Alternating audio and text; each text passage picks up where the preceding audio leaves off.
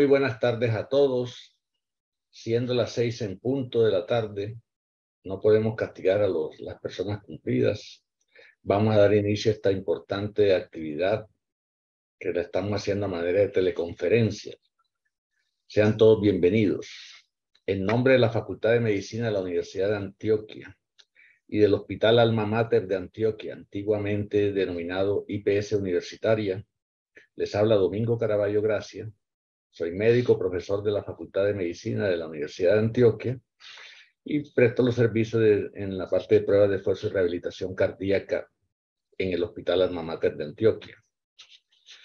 Como es conocido ya por algunos, desde hace muchos años, un grupo de profesionales que trabajamos en esta área de la rehabilitación decidimos hacer una actividad académica con el ánimo de ir unificando conceptos, sobre todo temas muy novedosos que han ido saliendo a nivel del tiempo.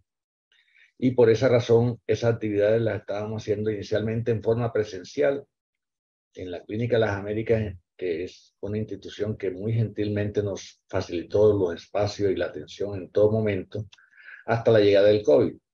Cuando llegó el COVID, tuvimos que suspender esa modalidad presencial y afortunadamente apareció esta otra modalidad de teleconferencia que a mi juicio ha tenido sus pros y sus contras, pero en la parte nuestra de este punto de la actividad que desarrollamos ha sido una cosa muy favorable porque ha permitido que personas de diferentes ciudades del país, no solamente Medellín, sino de diferentes ciudades del país y del mundo, hay personas que se conectan de otras ciudades, nos puedan acompañar en estas actividades y estamos beneficiando un mayor número de personas.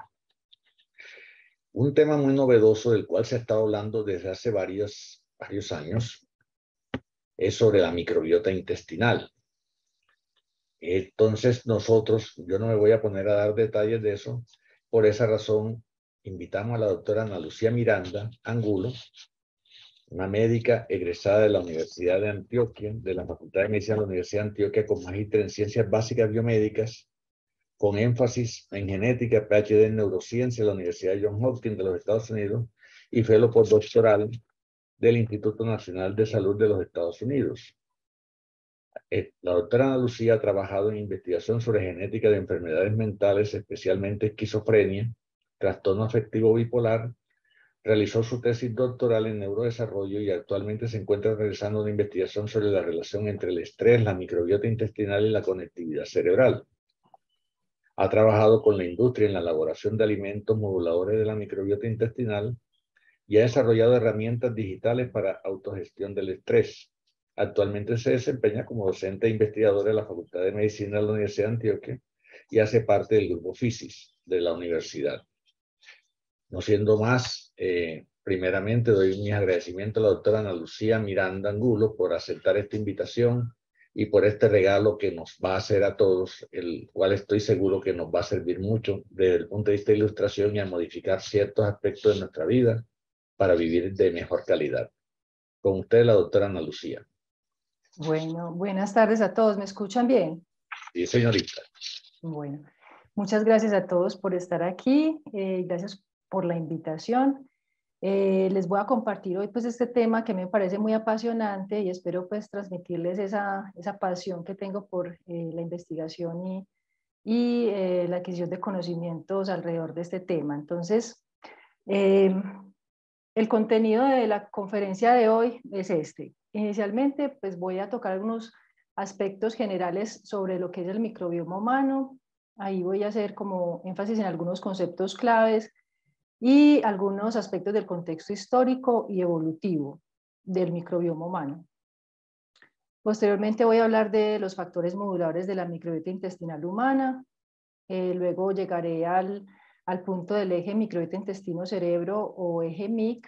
Y por último, vamos a hablar sobre las terapias moduladoras del eje MIC en trastornos mentales y neurológicos. Entonces, empecemos por definir qué es el microbioma humano. Para poder comprender esto, les pregunto qué pena, ¿este panel de acá arriba lo están viendo ustedes también?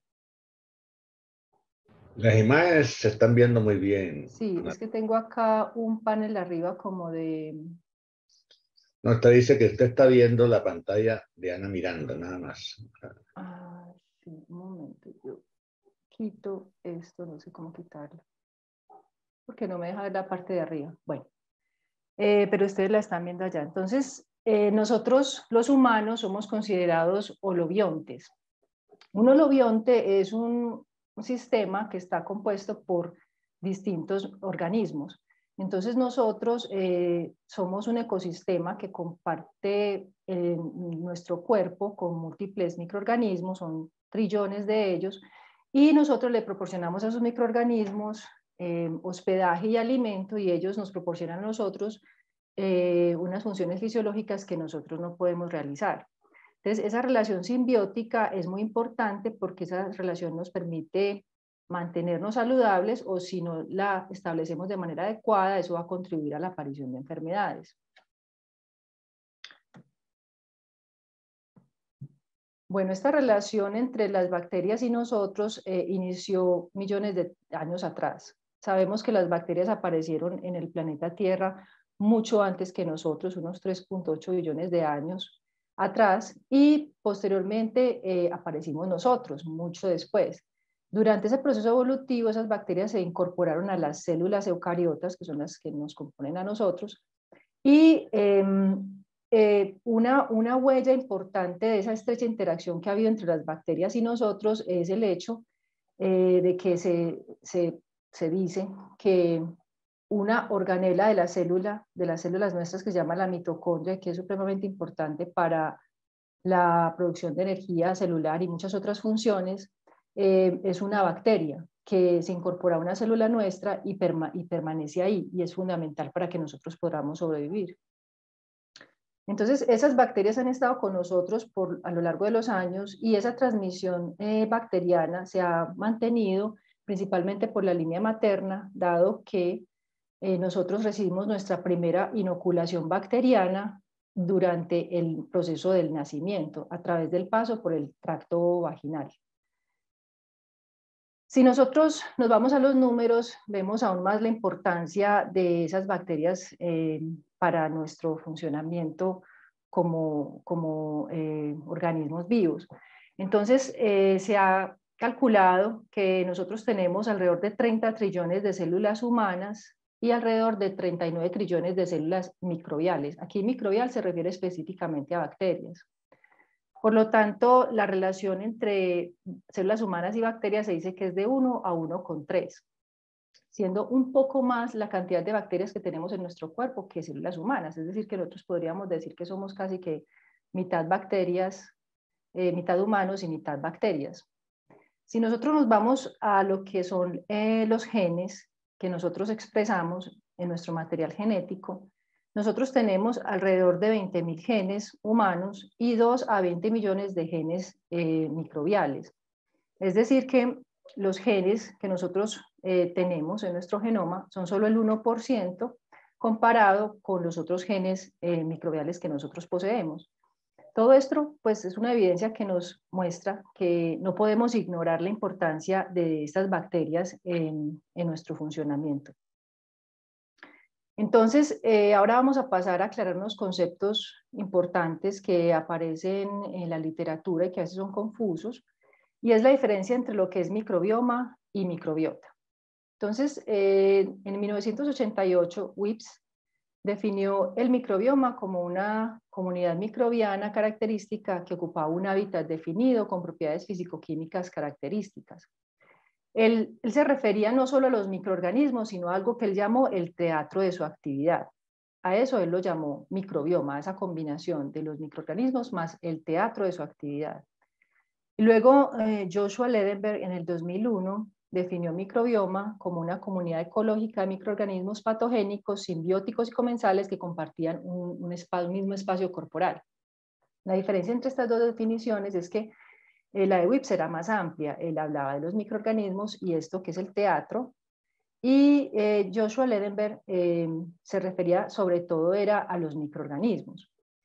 Ya en los autores modernos nosotros encontramos que algunos consideran que el microbioma es igual a la microbiota y otros dicen que es diferente. Entonces, debido a esta controversia, pues en el 2020 se hizo una reunión en Europa de expertos como para revisar algunos de estos conceptos, Y esta fue la conclusión a la que llegaron. Entonces, se considera microbiota a aquellos microorganismos que están presentes en nuestro cuerpo, ¿cierto? Entonces, estos microorganismos pueden ser bacterias, hongos, protistos, arcaes o algas. Y el teatro de su actividad corresponde a compuestos que estos microorganismos producen, como proteínas, lípidos o polisacáridos. También ahí están los ácidos nucleicos, como el DNA y el RNA, y hay otros metabolitos, o sea, estos son componentes estructurales de las bacterias, son metabolitos que ellas producen, y otras pues condiciones ambientales que se encuentran en ese espacio que comparte el microorganismo con el ser humano, también hacen parte de lo que se llama el teatro de la actividad. Entonces, a ese conjunto de la microbiota, con ese teatro de la actividad, pues, es a lo que se le considera microbioma. Entonces, el concepto de microbioma es un concepto más amplio. Y el concepto de microbiota se refiere específicamente a los microorganismos. Aquí quiero resaltar que los virus no se consideraron como parte de la microbiota, sino que los colocaron acá en la parte de ácidos nucleicos, dado pues que según la discusión que ellos tuvieron, pues los virus no se consideran organismos vivos, sino que serían fragmentos de ADN con su cubierta pues proteica y lipídica. Entonces el microbioma sería la combinación de esos microorganismos, más sus genes y genomas, más las condiciones ambientales en las que ellos se encuentran. Y se le considera metagenoma a toda esa estructura genética, o sea, todos esos genes presentes en esa microbiota. Nosotros nos vamos a enfocar en esta conferencia solo en bacterias, no vamos a hablar pues de los otros componentes de la microbiota. Entonces, cuando yo diga microbiota, estamos específicamente hablando de las bacterias. Aquí hay una imagen pues que resume como las diferencias entre microbiota, aquí no alcanzo a ver qué dice porque la microbiota serían las bacterias pues, de las que les hablé ahora. Esas bacterias se pueden clasificar de distintas maneras. Una de las formas más frecuentes de hacerlo pues, y como más económica es analizando un fragmento de un gen que se encuentra presente en estas bacterias, y a partir de la secuenciación de un pequeño fragmento de ese gen se puede identificar de qué bacteria estamos hablando, qué bacteria está presente en ese individuo. Esto que está acá serían los genes y genomas de la microbiota, que es el metagenoma, y aquí estaría el microbioma, que ya comprendería los genes, genomas, los metabolitos y el ambiente del huésped. Entonces ya es algo mucho más amplio. Bueno, debido a la importancia de la microbiota en la salud de los individuos y en el funcionamiento, ya sea en un contexto saludable o no saludable, se iniciaron una serie de proyectos en Estados Unidos y en Europa para investigar el papel que jugaba la microbiota en la salud y la enfermedad. Ese proyecto en Estados Unidos se denominó el Proyecto Microbioma Humano, liderado por el NIH, Instituto Nacional de Salud, y este proyecto tiene varias fases. La primera fase ya se terminó y fue una caracterización de la microbiota intestinal en distintas partes del cuerpo, la nariz, la boca, la piel, el tracto gastrointestinal y el tracto urogenital en 300 individuos sanos. Y la segunda fase, que es la que se encuentra en este momento, busca estudiar los cambios de la microbiota en diabetes tipo 2, en embarazo pretérmino y durante el embarazo, y en enfermedades inflamatorias del intestino. Todavía pues no hay resultados de esta segunda fase, pero esto pues va a ser de gran importancia para desarrollar terapias para estas enfermedades que son de alta prevalencia en las poblaciones. Bueno, la microbiota humana es altamente personalizada. Se ha considerado que es casi que una huella digital. Hay una gran diferencia entre individuos, es decir, este individuo de acá tiene una composición bacteriana diferente a la de este individuo de acá. Y si miramos dentro del mismo individuo, la microbiota va a variar dependiendo de la localización del cuerpo del que estemos hablando. Entonces, la microbiota de la cavidad oral es diferente a la de la piel, a la de la vagina, a la del colon, a la del esófago. Cuando se evaluaron todos estos distintos lugares del cuerpo en esa primera etapa del proyecto de estudio del genoma humano, del microbioma humano, se encontró que la mayoría de esas bacterias se encontraban en el tracto gastrointestinal, el tracto digestivo.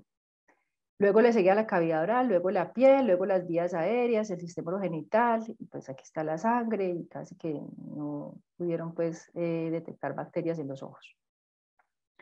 Entonces, nos vamos a enfocar en el tracto gastrointestinal en el resto de la conferencia, porque es allí donde se encuentra pues la mayor cantidad de bacterias, el colon, que es una parte de ese tracto gastrointestinal, la parte terminal, que está en este diagrama de acá. Entonces el tracto gastrointestinal es este tubo que ustedes observan acá. Entonces tenemos el intestino delgado y luego el intestino grueso, a esto es a lo que llamamos el colon. Entonces, si nosotros miramos esta gráfica, nos está mostrando primero que tenemos una composición diferente de bacterias a lo largo de todo ese tracto digestivo. Además de que la composición de las bacterias varía a lo largo del tracto digestivo, también si nosotros hacemos un corte de esta porción del colon y observamos la composición de la microbiota, vamos a tener que la composición de la microbiota intestinal cercana al lumen, que sería esta parte, es diferente a la que nosotros observamos cercano a la pared intestinal. Entonces hay una variabilidad no solo a lo largo del tracto gastrointestinal, sino también cuando hablamos del lumen o de la porción más cercana a la pared del intestino. Esto es importante porque hay muchos estudios donde pues la mayoría de los estudios utilizan materia fecal para evaluar la microbiota, es decir, toma una muestra de materia fecal que sería una muestra de lo que está sucediendo en el lumen del intestino. Y muy pocos estudios tienen en consideración biopsias de la pared intestinal, entonces van a tener una composición bacteriana que es diferente. Lo ideal sería uno poder tener muestras de materia fecal y también tener biopsias para poder tener una visión más completa de la composición bacteriana en ese tracto gastrointestinal. También podemos observar acá que tenemos distintos filos de bacterias. Las bacterias se clasifican por distintas categorías taxonómicas. Este filo es una categoría muy amplia, es como decir una gran familia. Y tenemos que el 90% de los filos que encontramos en el tracto gastrointestinal corresponde a Bacteroidetes y a Firmicutes, y en menor cantidad estarían esos otros filos que son actinobacterias, protobacterias y verrucomicrobiota. Bueno, entonces la microbiota intestinal tiene un gran dinamismo, pero a la vez gran estabilidad. Eso parece contradictorio, pero depende en gran medida es de la ventana de tiempo con la cual se observen esos cambios. Entonces, en este estudio se hizo un seguimiento por un año completo, 365 días, a 2 sujetos, donde se les hizo un análisis de la microbiota intestinal diariamente. Si ustedes observan, pues estas gráficas acá, los colorcitos indican los distintos filos de bacterias que encontraron esos individuos. Aquí tenemos que la mayoría son Firmicutes y Bacteroidetes. Y si lo observamos pues desde una mirada general, podemos ver que básicamente no hubo muchos cambios a lo largo de ese año. Pero si vemos más detalladamente, podemos observar, por ejemplo, este cambio que hubo acá, un incremento en proteobacteria, y esto se dio cuando el individuo se fue a vivir a otro sitio. Entonces, al irse a vivir a otro sitio, sabemos que uno se va para otra parte, entonces ahí hay varios cambios. El más importante es la alimentación, y sabemos que la alimentación influye en forma muy importante sobre la composición de la microbiota, entonces observamos que aquí hubo un incremento de proteobacterias. Pero ya luego él regresó de nuevo a su sitio de origen y todo lo volvió como a la normalidad. En este otro sujeto también se hizo el mismo seguimiento y se observó que también pues en términos generales es como una composición, hay una composición de la microbiota muy estable, pero por aquí tuvo una enfermedad diarreica y aquí se observó un aumento de protobacterias temporal y ya luego volvió como a su microbiota previa.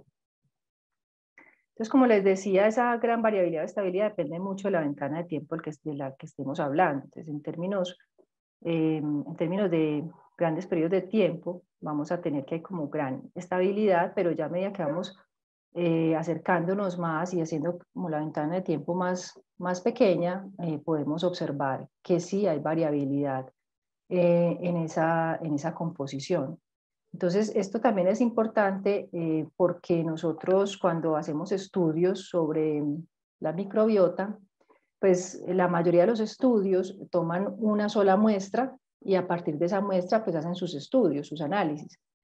Y eso nos está tomando como una foto en un momento que digamos podría ser este de acá, y esta composición de la microbiota es diferente a este otro momento de acá. Entonces, lo ideal también sería que en las investigaciones pudiéramos tener muestras de materia fecal en varios momentos, porque sería una muestra más ilustrativa de lo que realmente está pasando. En términos generales, tenemos que la microbiota pues fluctúa, ella tiene unas fluctuaciones, como vimos ahorita, que son normales. Esas fluctuaciones pueden mantenerse en ese estado saludable o pueden pasar a un estado inestable del cual pueden seguir varias rutas, devolverse a su estado saludable, devolverse a un estado alternativo, que no quiere decir que sea patológico, sino que es diferente al inicial, o puede irse hacia un estado no saludable. Hay pues muchas preguntas alrededor de cuál es este punto en el cual se hace esa transición de una microbiota saludable a una microbiota no saludable. Todavía no se ha podido responder bien esa pregunta, pero sí sabemos que hay varios factores que modifican la microbiota, ya sea a favor de mantener una microbiota saludable o que contribuyen a alterar la microbiota y que se ha asociado con muchas alteraciones de salud. Entonces, la microbiota cambia a lo largo de la vida. Nosotros tenemos que en el ambiente fetal, por muchos años pues, se pensó que era totalmente estéril, pero actualmente pues, hay algunas evidencias que dicen que el feto está expuesto a bacterias de la madre y se ha podido pues, detectar algunas especies presentes en el líquido amniótico y en el feto. Después se da un momento muy importante en el desarrollo de esta microbiota, que es el nacimiento. Al momento del nacimiento se da una inoculación masiva de bacterias cuando el bebé pasa por el tracto vaginal de la madre y ya luego el bebé nace y empieza a exponerse a los alimentos. Se va entonces aumentando la diversidad de las bacterias que van a ser parte de ese intestino debido a esa exposición a los alimentos y otros factores, pero principalmente a los alimentos. Y ya luego se llega a un estado de mayor estabilidad de la microbiota, que es en la edad adulta y permanece así hasta la vejez, donde observamos unos cambios muy importantes, sobre todo pues una disminución de la diversidad de la microbiota y un adelgazamiento del moco. Entonces, aquí pues estos colorcitos que vemos acá nos están hablando desde las bacterias que están presentes. Cuando yo hablo de diversidades, los distintos tipos de bacterias que podemos encontrar allí. Y hay algo muy importante que se encuentra aquí en la pared del intestino, que es este moco, y ese moco es muy importante para el funcionamiento adecuado pues, de ese tracto gastrointestinal y también para la microbiota, y cuando tenemos procesos donde se pierde la diversidad o se disminuye el volumen de ese moco, eso nos está hablando que no es un intestino saludable. Entonces, como ven acá, pues en la vejez, ese moco se reduce y se disminuye la diversidad de las bacterias y los pequeños niños pues van adquiriendo mayor diversidad a medida que se van exponiendo a distintos factores, sobre todo la dieta, como les dije ahora. Hay otros factores también que contribuyen a esos cambios que vemos en la microbiota y son las hormonas femeninas y masculinas. Se dice que hay una ventana muy importante de establecimiento de la microbiota intestinal que va a permanecer estable en el individuo, esa ventana de tiempo donde se establece esa microbiota nuclear, se dice que es hasta los 3 años, y unas publicaciones más recientes dicen que puede ir hasta los 10 años. Ya después de que esa microbiota se ha establecido, pues es muy difícil realizar cambios dramáticos de esa composición nuclear de la microbiota. Esto pues es importante porque nos habla de que en estos primeros años de vida debemos promover todos los hábitos de vida necesarios para que se establezca una microbiota saludable. Eso no solamente involucra la alimentación, sino otros elementos como, por ejemplo, la exposición a algunos fármacos y también actividades como el ejercicio. Entonces,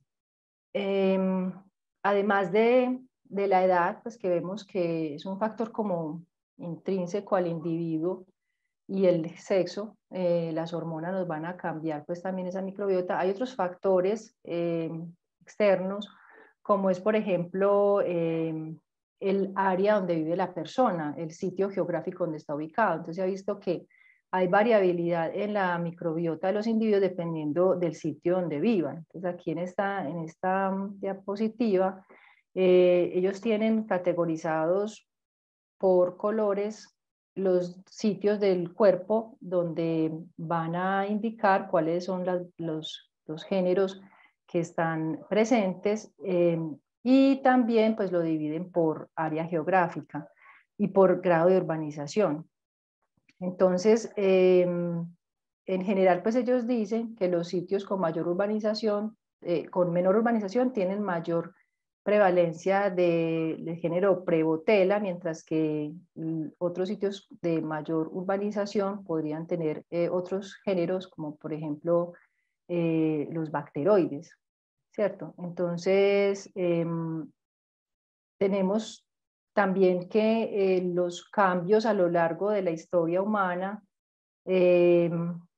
debido a los cambios en los ambientes donde han vivido, han generado cambios en la microbiota. En las poblaciones de cazadores de hace mucho tiempo atrás, se observaba una gran diversidad de la microbiota con unos géneros predominantes, como por ejemplo la Prevotella, y no habían Limnospiraceae ni bacteroidales.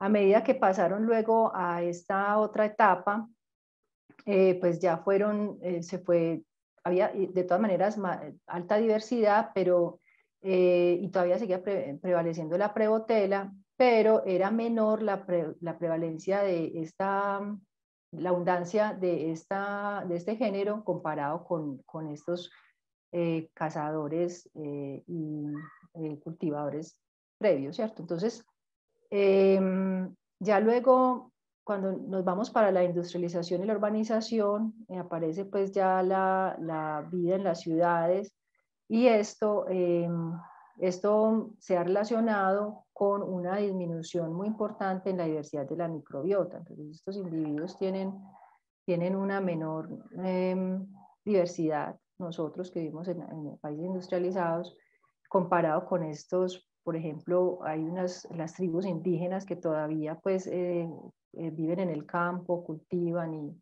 y tienen todas estas otras costumbres, y pues en nosotros ya los géneros que prevalecen no es la Prevotella, sino sobre todo bacteroidales, y la Prevotella por el contrario es la menos frecuente.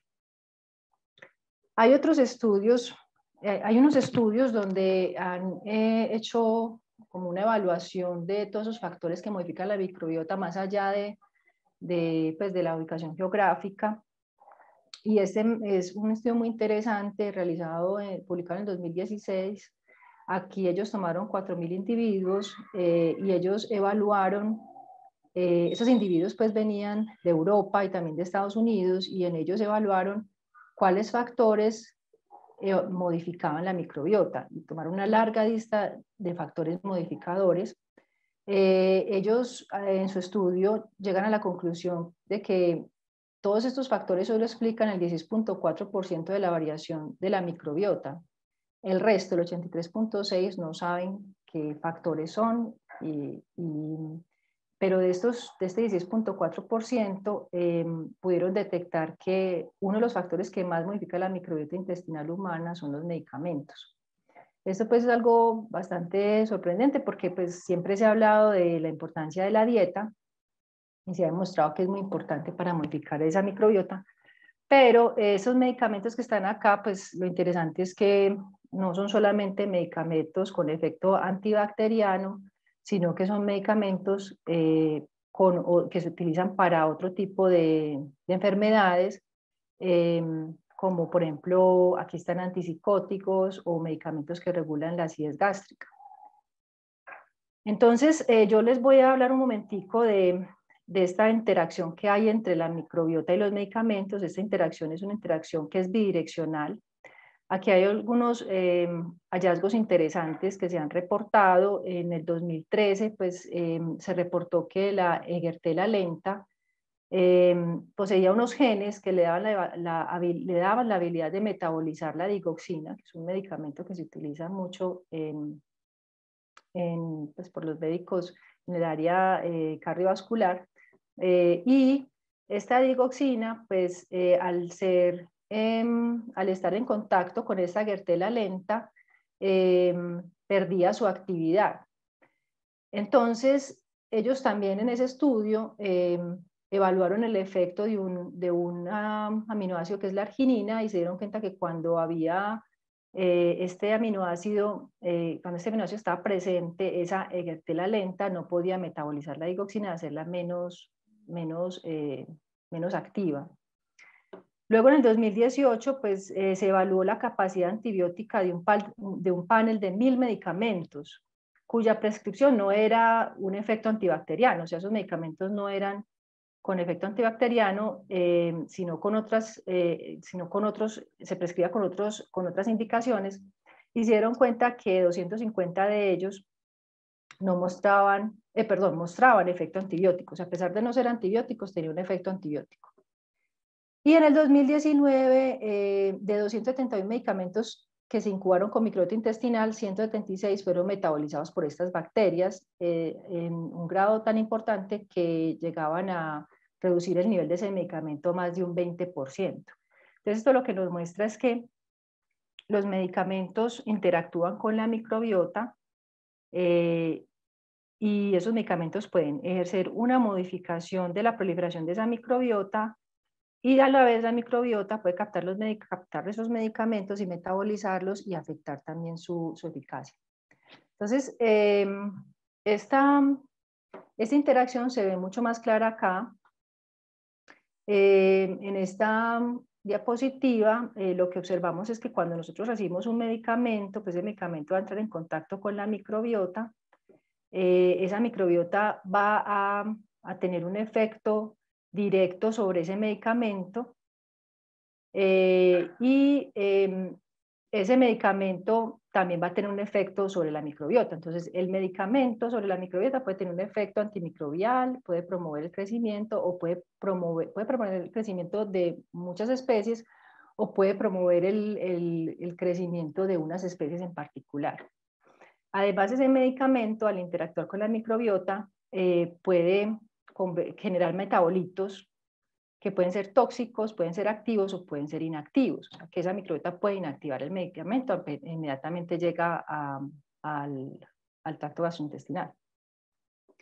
Además de esa interacción que hay con la microbiota, pues entonces esos medicamentos pasan por el hígado y allá se da un proceso metabólico adicional, y del hígado vuelven y pasan de nuevo al intestino, y en el intestino pues esa microbiota puede volver a interactuar con esos metabolitos que se produjeron a partir de estos cambios que se dieron en el hígado, y a partir del hígado pues también esos medicamentos van a pasar a la circulación general y luego van a ir a órganos blancos, en este caso por ejemplo el corazón, y ahí pues va a ejercer su efecto el medicamento. También pues puede ir al riñón, donde se dan unos pasos adicionales de metabolismo y se puede excretar. Entonces, después de pasar por todas estas rutas, un medicamento puede puede convertirse finalmente, cuando ya llega al órgano blanco, en una molécula inactiva o una molécula ya tóxica, o puede conservar también su actividad.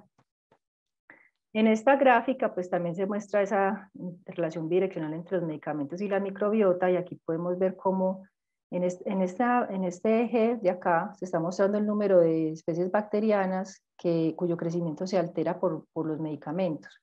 Y aquí es el número de especies bacterianas que metabolizan los medicamentos.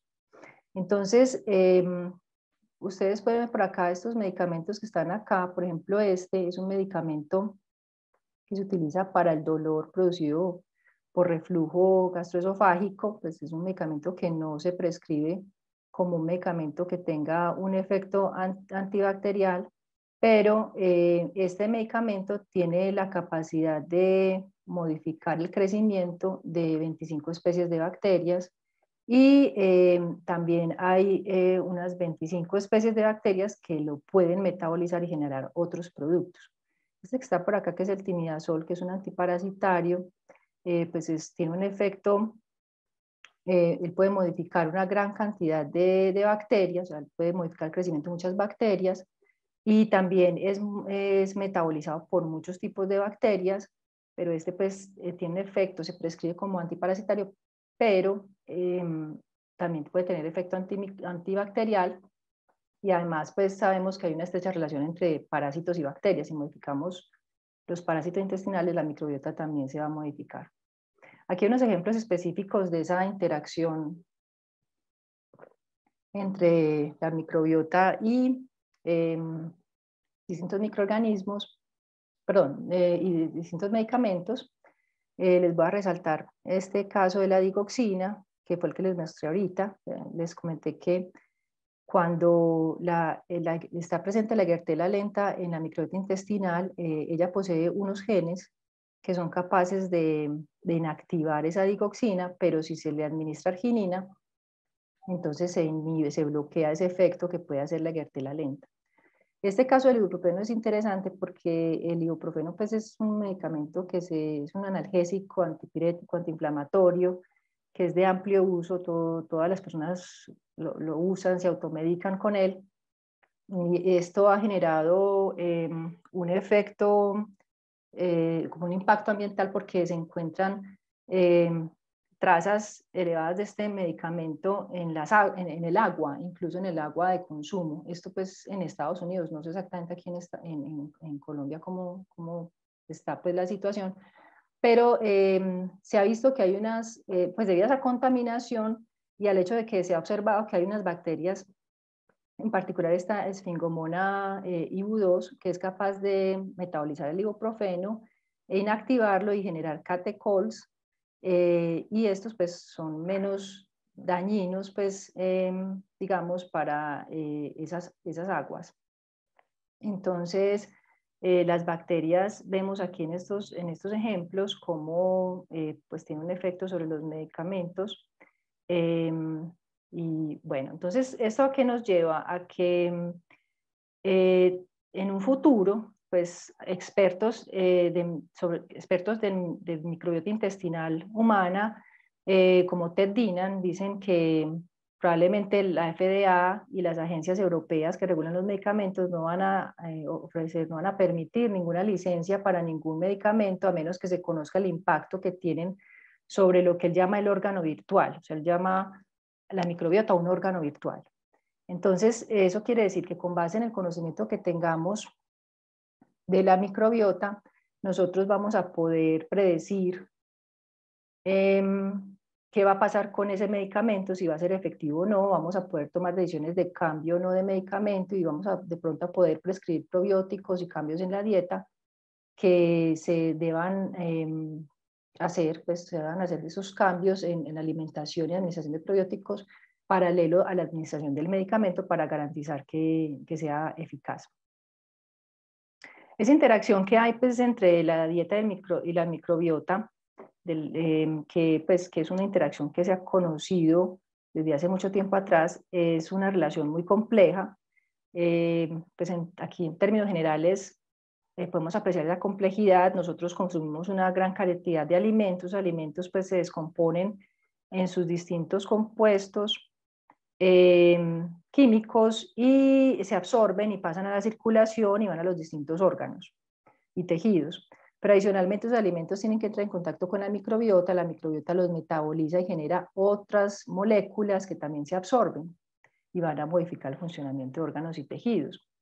Y el estado de salud del individuo pues va a influir sobre el tipo de alimentos que consume, sobre la microbiota que posee y los metabolitos que se están generando.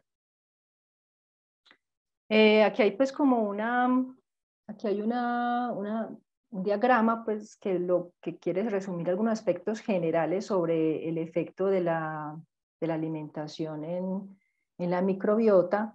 En general se ha observado que una dieta que tenga una relación alta de nutrientes a calorías, es decir, baja cantidad de calorías, pero rica en nutrientes, y que tenga un gran contenido de fibra, promueve una microbiota saludable que se llama un estado eubiótico o eubiosis, y eso se caracteriza por una alta diversidad, una alta producción de ácidos grasos de cadena corta, que son metabolitos de las bacterias, y de eso vamos a hablar un poco más adelante, y aumenta la abundancia de bacterias que estimulan la formación de este moco que les mencioné antes, que es muy importante.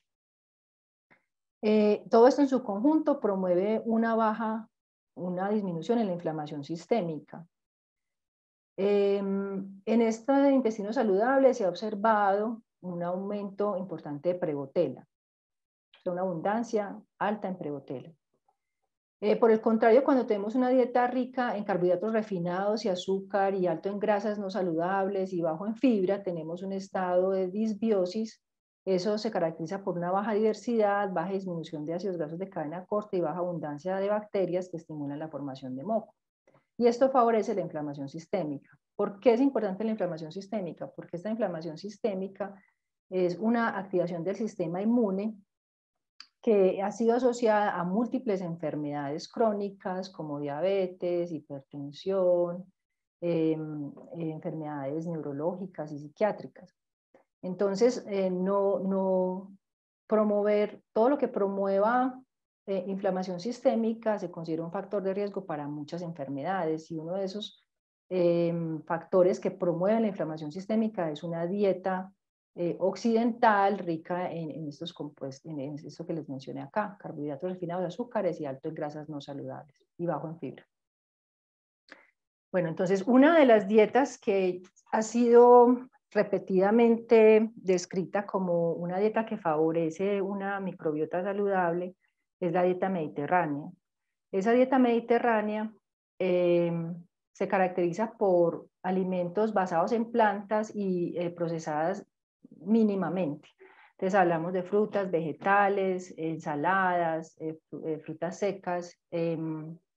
También tiene una alta cantidad de ácidos grasos poliinsaturados y monoinsaturados provenientes del aceite de oliva, el pescado, el aguacate, y una alta cantidad de fibra.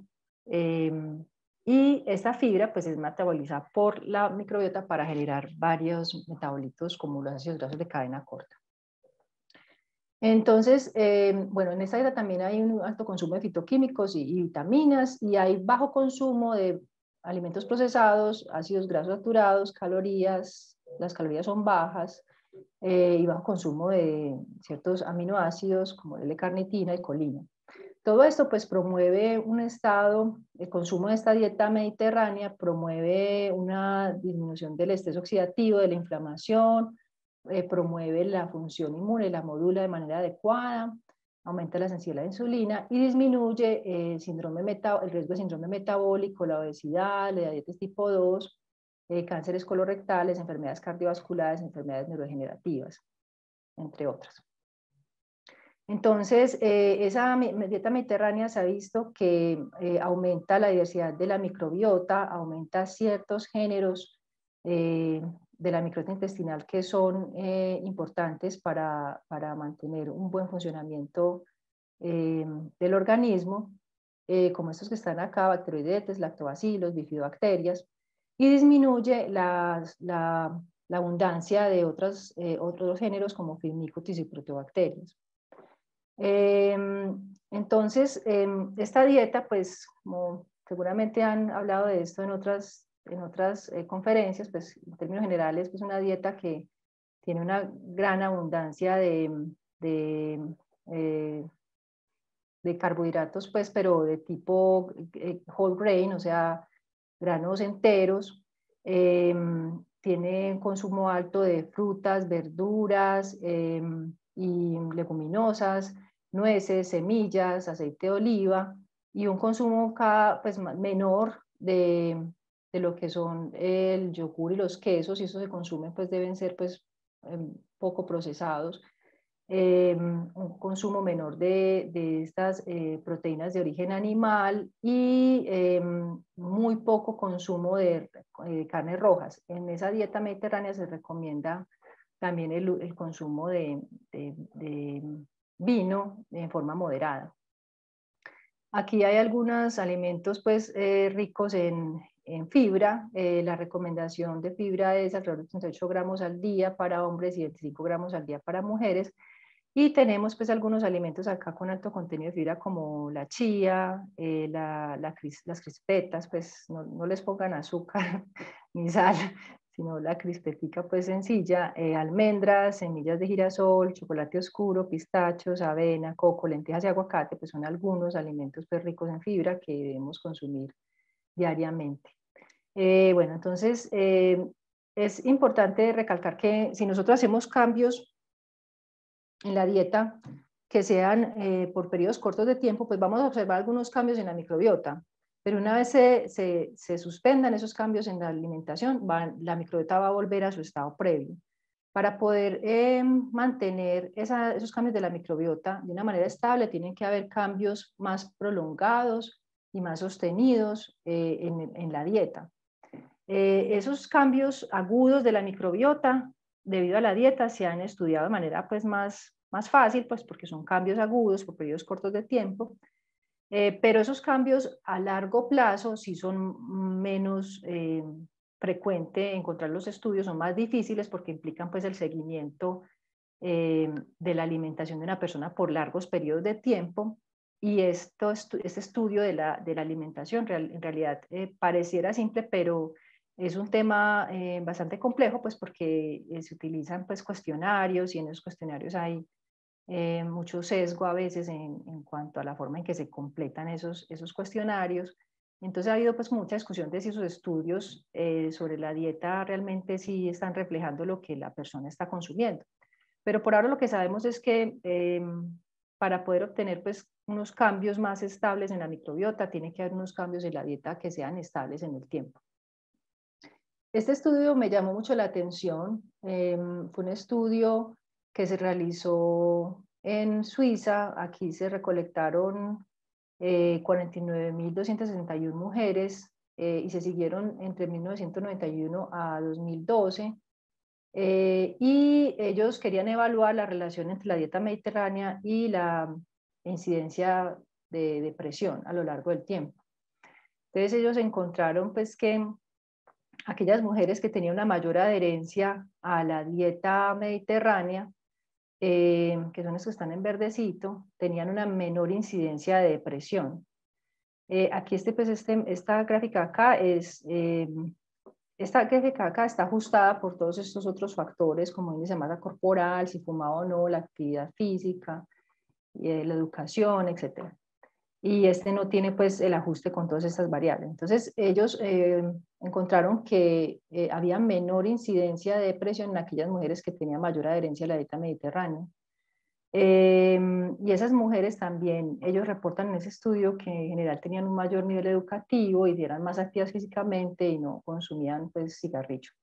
El inconveniente pues de este estudio es que no es claro pues cuántas veces evaluaron esa dieta de las personas. Se hizo una evaluación inicial y las personas salían del estudio en el momento en que desarrollaban la depresión o morían o se iban para otro sitio, pero leyendo el estudio no es claro como cuántas veces durante todo ese periodo hicieron esa evaluación de la dieta, entonces no sabemos exactamente si ellos hicieron una evaluación adecuada de qué estaban comiendo esas personas pues durante ese tiempo de seguimiento. Bueno, entonces el microbioma intestinal humano se considera un órgano metabólico olvidado, o también lo llaman el último órgano, o unos expertos como Ted Dinan lo considera un órgano virtual. Si nosotros tomáramos toda la microbiota en su conjunto y la pesáramos, todas las bacterias, eso pesaría alrededor de 2 a 6 libras y el hígado pesa alrededor de 3.5 libras. Y el hígado pues, es un órgano metabólico muy importante. Algunas de las funciones metabólicas de la microbiota incluye producción de vitaminas, absorción de nutrientes y medicamentos, metabolismo de xenobióticos, control de energía, metabolismo de lípidos, carbohidratos, aminoácidos, fermentación de carbohidratos complejos, o sea, la fibra y producción de ácidos grasos de cadena corta, y también desintoxica, nos ayuda a desintoxicarnos. Además tiene funciones inmunológicas, funciones endocrinológicas y también participan en el desarrollo. Entonces, en cuanto a las funciones inmunológicas, pues la microbiota se sabe que tiene una función muy importante en la modulación del sistema inmune, tanto en el tracto gastrointestinal como a nivel sistémico, y en órganos distantes como el cerebro, por ejemplo. Entonces, esto se da pues porque la microbiota como sabemos, es más abundante en el tracto gastrointestinal y allí se encuentra el 70 al 80% de las células del sistema inmune. En las funciones endocrinológicas encontramos metabolismo de hormonas, esteroideas y producción de hormonas y neurotransmisores, y en el desarrollo nos ayuda a madurar el intestino después del nacimiento y también contribuye al desarrollo del cerebro. Aquí es importante resaltar que pues, todas estas funciones que vemos acá son funciones que se han estudiado y que muchas veces se han inferido a partir de los genes que están presentes en estas bacterias. Es decir, nosotros podemos estudiar los genes de cada una de estas bacterias a partir de ese gen. Como sabemos a qué proteína codifican y esa proteína qué función cumple, podemos hacer una deducción de qué funciones puede estar modulando. Pero se ha observado que hay un 60% de genes de esa microbiota de los cuales no tenemos conocimiento qué hacen. O sea que además de todas estas funciones que les enumeré, hay otras, muchas otras que aún no sabemos cuáles son y qué están haciendo esas bacterias en nuestro organismo. Bueno, entonces hasta ahí pues son las generalidades de la microbiota. Vamos a hablar pues ahora del eje microbiota intestino-cerebro. Este eje microbiota intestino-cerebro pues consiste en una interacción estrecha que hay entre el cerebro y el intestino, es una relación bidireccional. Inicialmente esta interacción se llamaba eje intestino-cerebro, pero ahora pues aparece un protagonista muy importante en esa interacción que es la microbiota intestinal. Entonces ese eje microbiota intestino-cerebro se ha venido estudiando pues desde tiempo atrás. Aquí voy a resaltar algunas investigaciones que permitieron el surgimiento de la comprensión de este eje. Estos estudios pues, fueron realizados en ratones y ratas. Este es un estudio muy importante que abrió el campo de la investigación en el eje MIC, donde se demostró pues, que la administración de Campylobacter jejuni en ratas llevaba a que ellas tuvieran comportamientos como de ansiedad.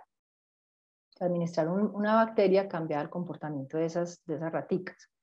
Luego, Sudo en el 2004 reporta por primera vez que la administración de microorganismos, en particular pues, bacterias, afectan el desarrollo de redes cerebrales asociadas con la respuesta de estrés en ratones.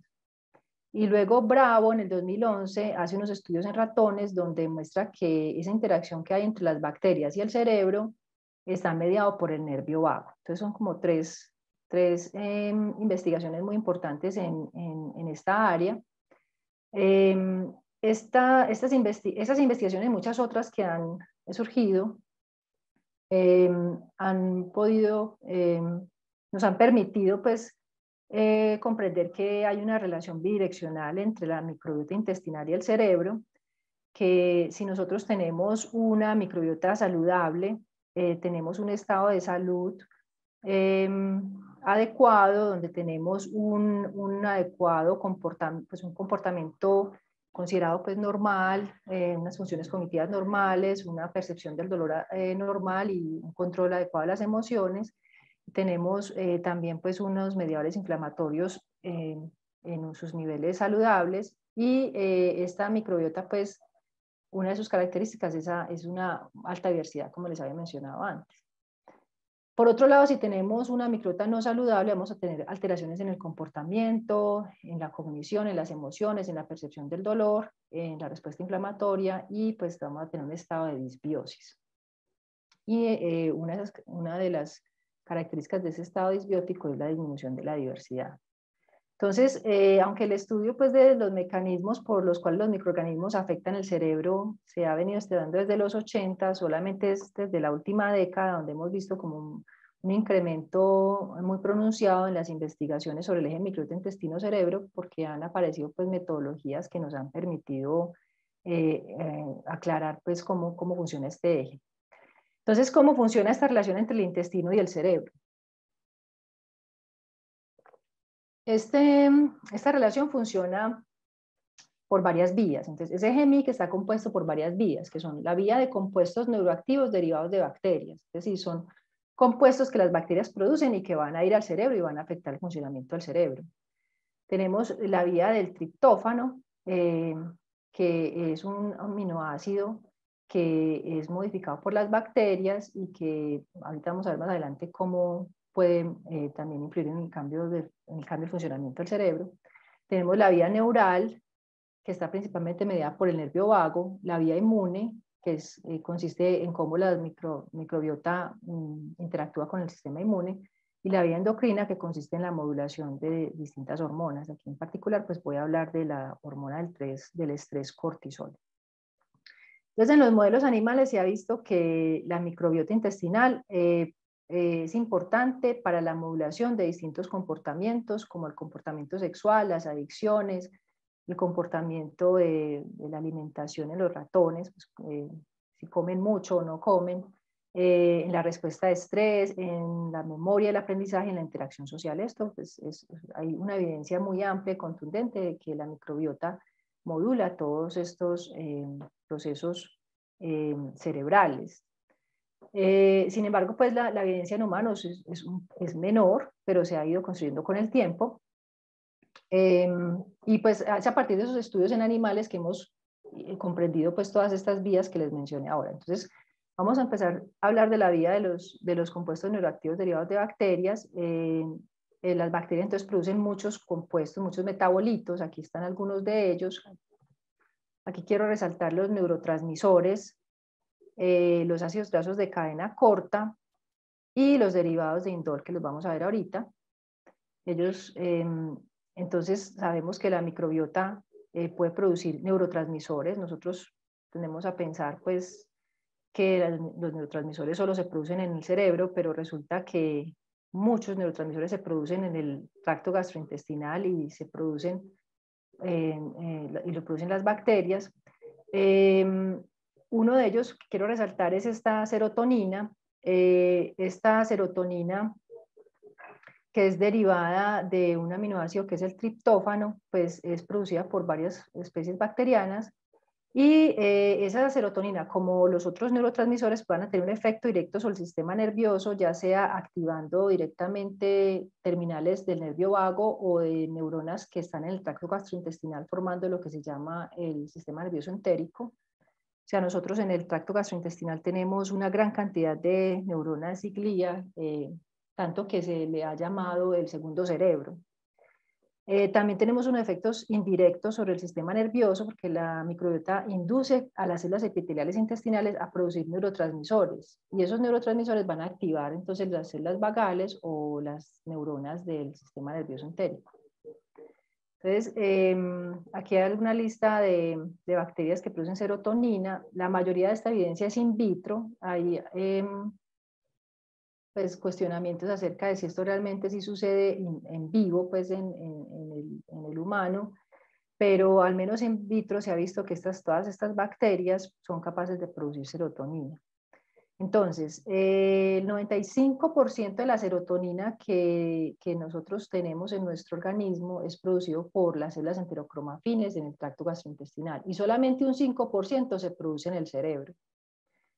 Entonces, la microbiota, ¿qué papel juega en la síntesis de la serotonina? Promueve la síntesis de este neurotransmisor, estimulando a las células enterocromafines, y aumenta la expresión de la triptófano hidroxilasa a través de los ácidos grasos de cadena corta. Es decir, la microbiota produce estos ácidos grasos y esos ácidos grasos van a hacer que se active una enzima que va a llevar a la producción de esta serotonina.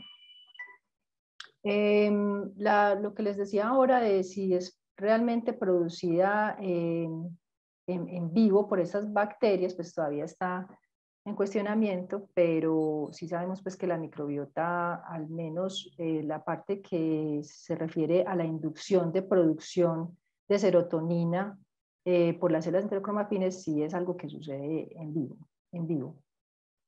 Aquí tenemos el triptófano. Ese triptófano pues tiene varias vías de metabolismo.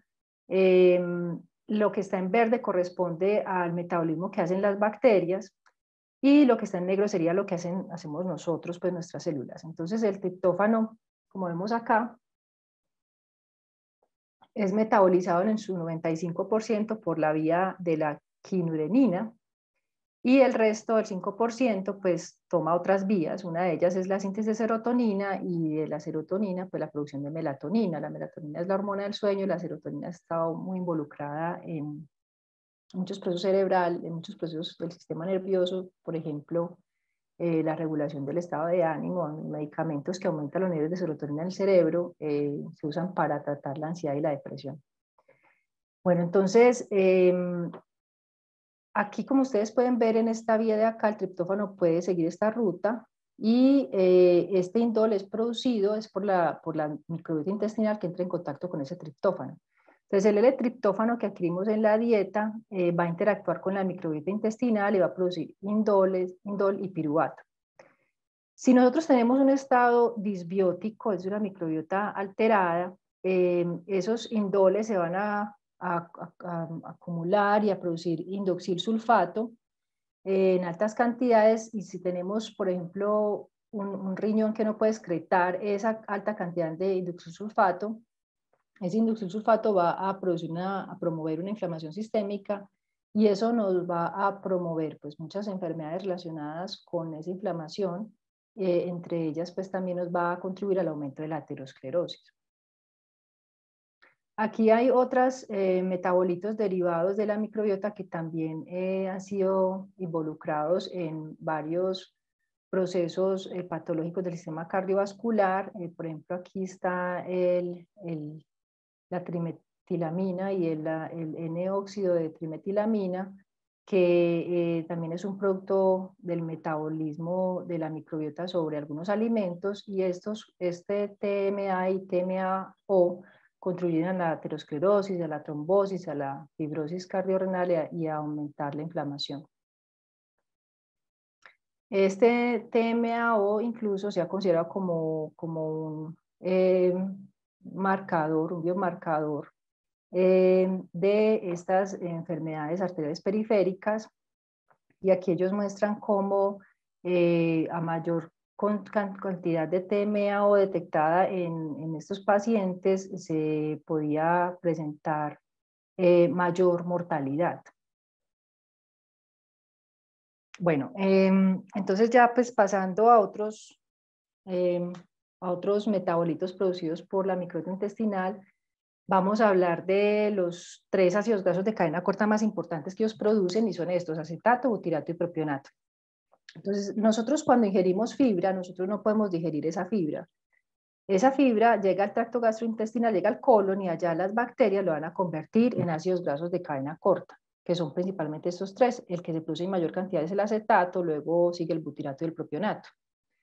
Estos ácidos grasos de cadena corta van a tener muchas funciones, pueden servir como fuente de energía, no solo para las células del intestino, sino también para otros órganos, y como otros órganos como el corazón, el músculo y el riñón. También tiene un efecto inmunomodulador, especialmente el butirato, y pueden tener una interacción con el sistema nervioso, que que vamos a ver pues como más adelante, pero esos ácidos grasos de cadena corta han sido incluso involucrados en el desarrollo del sistema nervioso y pueden también modular la señalización celular, la síntesis y liberación de neurotransmisores, especialmente catecolaminas, y modular la barrera hematoencefálica.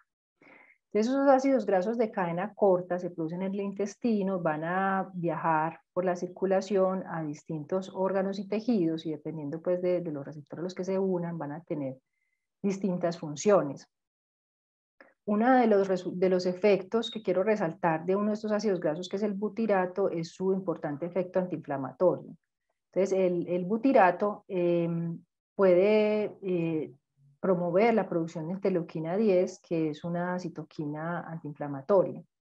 Y también tiene unas propiedades adicionales importantes, como es aumentar las uniones intercelulares, la estabilidad de estas uniones entre las células del intestino, aumentar la producción de péptidos antimicrobianos y también aumenta la proliferación celular. Entonces hay unos géneros de bacterias pues, que se saben, unos géneros y especies que se sabe que producen mayor cantidad de butirato. Aquí quiero resaltar esta especie, el Fecalobacterium prausnitzii, que es muy importante para la producción de moco. Se considera un integrante muy importante de una microbiota saludable y afortunadamente recientemente se desarrolló un probiótico con esta bacteria, pero pues aquí no la tenemos disponible. Esperemos que algún día pues la tengamos por acá. Aquí esta diapositiva nos muestra cómo los ácidos grasos de cadena corta, generados a partir de ese metabolismo de la fibra, van a ir al cerebro y van a promover una barrera hematoencefálica adecuada, mientras que si no tenemos ácidos grasos de cadena corta, va a haber una alteración de esa barrera hematoencefálica y eso va a hacer que al parénquima cerebral ingresen distintas células o algunas moléculas que promueven la inflamación cerebral. Se han hecho estudios donde se ha demostrado, se ha descrito, por ejemplo, que bacterias como el Clostridium butyricum puede aumentar la producción de butirato y esto va a bloquear la activación de la microglía que se ha observado en enfermedades asociadas a la inflamación como la enfermedad de Alzheimer. Listo. Entonces esa era la vía de compuestos neuroactivos derivados de bacterias. Ahora tenemos acá la vía inmune. Entonces las bacterias del tracto gastrointestinal van a interactuar con estas células que están presentes en la pared del intestino, pues en la parte, esta es la pared de los enterocitos y debajo de esa pared vamos a encontrar una gran cantidad de células del sistema inmune. Les había dicho que aproximadamente el 80% del sistema inmune está en el tracto gastrointestinal. Las bacterias van a producir ácidos grasos de cadena corta que pueden modular la función de estas células o pueden incluso interactuar directamente con algunas de las células como las células dendríticas que ellas proyectan pues, algunos de sus procesos hacia el moco y aquí pues en el moco no hay usualmente muchas bacterias, pero algunas están presentes ahí. Entonces, estas bacterias pueden interactuar directa o indirectamente con el sistema inmune y modularlo. Aquí pues, aquí lo que se observa es pues, distintos tipos de bacterias, patógenas y comensales. Comensales son bacterias pues, que no producen daño, cómo ellas pueden llegar a interactuar con el sistema inmune. Y pues sabemos también que hay otra serie de factores como la dieta y otras terapias moduladoras de la microbiota, como son los probióticos y el trasplante de materia fecal o agentes inmunomoduladores, que al llegar a la microbiota intestinal interactúan con ella y van a hacer una modulación del sistema inmune. Los probióticos, de los cuales voy a hablar un poquito más adelante, son bacterias vivas que contribuyen a la salud. Los prebióticos son el sustrato que utilizan las bacterias para producir metabolitos saludables. Los prebióticos, por ejemplo, podrían ser fibra. Hay unos que se utilizan más frecuentemente, que son el fructooligosacárido y galactoligosacáridos, que son los que se obtienen de manera comercial, pero la dieta como tal también nos puede servir como prebiótico. Y el trasplante de materia fecal, que es algo que también voy a tratar un poquito más adelante, es básicamente el trasplante de microbiota de un individuo a otro para ayudarle pues a modificar su estado de salud, y uno de los mecanismos por los cuales eso ayuda a cambiar el estado de salud del individuo es modulando el sistema inmune. Entonces, toda esa interacción que hay entre la microbiota del sistema inmune y estos factores que modulan la microbiota van a contribuir a la aparición de enfermedades neuropsiquiátricas, enfermedades neurodegenerativas, o por el contrario, pues si tenemos una microbiota saludable y podemos mantener ese estado de eubiosis, pues no van a aparecer esas enfermedades. Entonces, aquí pues este diagrama lo que muestra es que esa microbiota intestinal va a modular el sistema inmune local, y también eso va a tener efecto en el sistema, en el funcionamiento del sistema nervioso, tanto en procesos normales como la creación de nuevas neuronas, como en enfermedades, y aquí hay distintas: neurodegeneración, alteración del estado de ánimo, enfermedades como el autismo, que ha sido muy estudiada en relación a los cambios de la microbiota que se dan en estos pacientes. Este diagrama pues muestra de nuevo pues la importancia de la inflamación y de la microbiota en la generación de estas enfermedades neurológicas como la esclerosis múltiple, el Alzheimer, el Parkinson y otras enfermedades neuropsiquiátricas. La otra vía es la vía endocrina. Entonces, la vía endocrina se refiere a que pues, nosotros producimos distintas hormonas, y la microbiota pues tiene una interacción con esas hormonas. Vamos a enfocar especialmente en este eje, que es el eje hipotálamo pituitaria corteza glándula suprarrenal, que es el eje que se activa cuando tenemos una respuesta de estrés. Entonces, cuando hay una situación estresante, nosotros producimos una serie de hormonas que van a viajar del hipotálamo a la glándula pituitaria, produciendo la liberación de una hormona que va a viajar luego a la corteza de la glándula suprarrenal, y va a producir esta hormona que es el cortisol. Entonces, este cortisol tiene un efecto importante en esta pared intestinal y en la microbiota intestinal. Cuando empezaron los estudios sobre el efecto del estrés en la microbiota intestinal, eso pues sucedió con este reporte de Sudo, esa publicación donde ellos compararon ratones libres de gérmenes con ratones libres de patógenos específicos. Entonces, ¿qué es un ratón libre de gérmenes? Un ratón libre de gérmenes es un ratón que no tiene ningún microorganismo en su cuerpo. Esos ratones nos han permitido estudiar mucho comprender muchos aspectos de la microbiota. Entonces, en estos experimentos a unos ratoncitos se les metía en un tubito, eso les genera estrés, y se medían la producción de ACTH y corticosterona. La corticosterona es el cortisol humano, es decir, en esos animalitos se llama corticosterona y en los humanos llamamos cortisol. Estas son hormonas, esta es la hormona de estrés.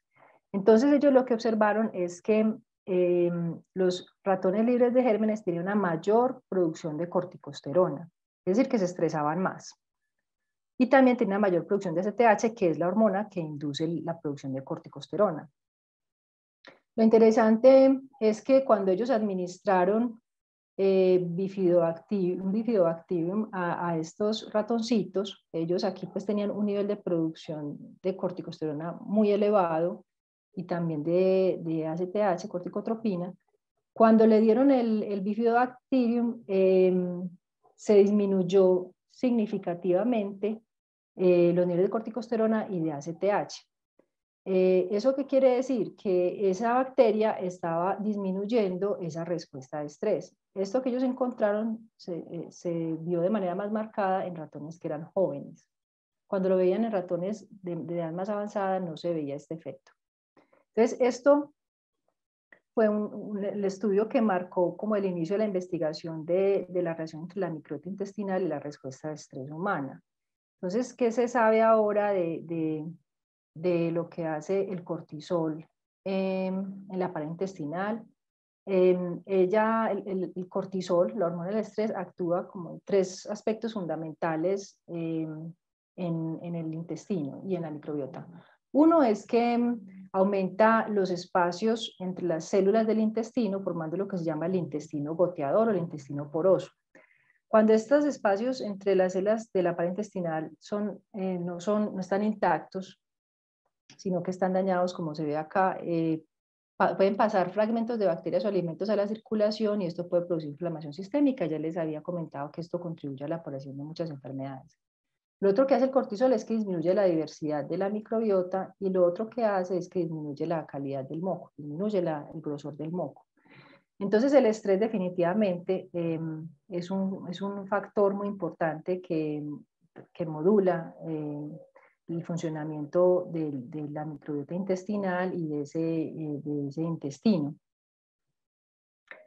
Bueno, por último está la vía neural, pues les había comentado algo de esto antes, que existe un sistema nervioso muy complejo en el tracto gastrointestinal que es el sistema nervioso entérico. Estas bacterias entonces van a producir ácidos grasos de cadena corta, interactuar con terminales nerviosas del nervio vago o de terminales nerviosas del tracto del sistema nervioso entérico, y a través del nervio vago pues va a haber la posibilidad de llevar esta información hacia el cerebro. En el cerebro, uno de los sitios donde se ha observado que ese vago pues tiene un efecto importante es en lo que llamamos la red autonómica central. Esa red autonómica central integra la respuesta autonómica, endocrina, cognitiva y comportamental a estímulos interoceptivos y esteroceptivos. Este nervio vago pues es un nervio que está sensando una cantidad de procesos en el tracto gastrointestinal y otros órganos internos, incluyendo el corazón. Y este nervio pues tiene una información que viaja del sistema nervioso hacia la periferia, hacia esos órganos, pero una gran cantidad de las fibras, sobre todo pues las que van del tracto gastrointestinal hacia el cerebro, son de tipo aferente, es decir, llevan informaciones del intestino hacia el cerebro. El papel pues importante del nervio vago en esta interacción de la microbiota y el cerebro, el papel de este nervio pues se vio pues como digamos, demostrado a partir de este estudio, que fue también en ratones, y en esos ratones lo que ellos observaron es que cuando uno coloca un ratoncito en un espacio abierto, ellos tienen un comportamiento que se llama tigmotaxis, ellos se quedan en las paredes, no les gusta estar en el medio porque eso es amenazante, pueden ser capturados por un depredador. Entonces, cuando un ratoncito pasa más tiempo acá, se piensa que es menos ansioso. Entonces lo que ellos observaron es que cuando se les daba lactobacillus rhamnosus a los ratones, ellos pasaban más tiempo aquí en la mitad, o sea que eran menos ansiosos, les daba menos miedo. Pero cuando le hacían una vagotomía, que son estos que están aquí con rayita, ese efecto desaparecía. Es decir, que el efecto ansiolítico, de disminución de la ansiedad de esos ratones estaba mediado por el nervio vago. Cuando les hacían una prueba de nado forzado, que es una prueba en la que se colocan esos tanquecitos y se mira qué tanto chapalean ahí en el agua, pues ellos tienden a chapalear para sobrevivir, pero cuando hay ratones que están deprimidos, esa depresión se generó por estrés crónico, ellos no luchan tanto por su vida. Entonces lo que ellos observaron acá es que cuando los ratoncitos pues se les daba lactobacillus rhamnosus, pasaban menos tiempo inmóviles, es decir, pasaban más tiempo luchando por sus vidas, pero cuando ya se les administraba, se les hacía la vagotomía, a pesar de que se les daba el lactobacilo, se perdía ese efecto. Eso lo que indicó es que ese nervio vago es importante para mediar estos comportamientos en estos ratones. Entonces, podemos decir que la evidencia del efecto modulador de la microbiota en el comportamiento murino es contundente. De lo que no sabemos mucho es sobre ese efecto en los humanos. Sin embargo, pues hemos ido avanzando en la investigación en humanos. Antes de hablar de algunos aspectos de la investigación en humanos, pues voy a volver a hablar un poquito de lo que son los probióticos y los prebióticos. Como les dije ahorita, los probióticos Bueno, los probióticos son bacterias vivas que se administran a las personas pues, para promover la salud, y hay otros que se llaman prebióticos, que son los que consumen las bacterias para producir estas moléculas de las que les hablé ahora. Entonces aquí hay algunos ejemplos de prebióticos, alimentos como los bananos, la avena, los espárragos, la cebolla, ¿qué más es común entre nosotros? La soya. Y estos que son de pronto menos conocidos en nuestra dieta, aquí tenemos pues el yogur, sí, este se considera, eso es un alimento fermentado, eso tiene bacterias. Tenemos también el kefir, y hay otros que son menos conocidos, como estos que están acá, el kombucha, el kimchi, todos estos son alimentos fermentados. Estos alimentos fermentados tienen bacterias. Entonces, digamos que estos son alimentos que tienen probióticos, estos son alimentos que tienen prebióticos. Otra forma en la que se pueden obtener es a través de estos suplementos. Yo no le estoy haciendo propaganda a ninguno en particular, pero ustedes seguramente ya están familiarizados con este tipo de productos, pero pues hay que tener como algo de cuidado con el uso de de estos productos, porque es mucho más lo que desconocemos sobre el uso de probióticos y prebióticos sintéticos que lo que sí sabemos, ¿no? Tenemos muchas dudas sobre la combinación de bacterias, si es conveniente administrar muchas especies en conjunto o más bien individual, la vía de administración, el tiempo, para qué tipo de enfermedades. Eso todavía está en estudio. Entonces, estos se los encuentra uno en todas partes, y a cada rato me preguntan a mí que cuál recomiendo, y yo en particular no recomiendo ninguno porque en realidad faltan pues como muchos estudios. Entonces, para que tengamos cuidado con eso. Pero entonces, digamos que tomando pues los estudios en animales y estudios en humanos, esta revisión sistemática que ya salió hace ya un tiempito atrás, ellos en ese estudio recopilaron 25 estudios animales y 15 estudios en humanos, solamente ensayos clínicos controlados y randomizados, y encontraron que la mayoría de los estudios con probióticos para modular el sistema nervioso central eran probióticos que contenían estos dos géneros, Bifidobacterium y Lactobacillus, que las dosis que se daban de estas bacterias, que se miden en unidades formadoras de colonias, era 10 a la 9 a 10 a la 10.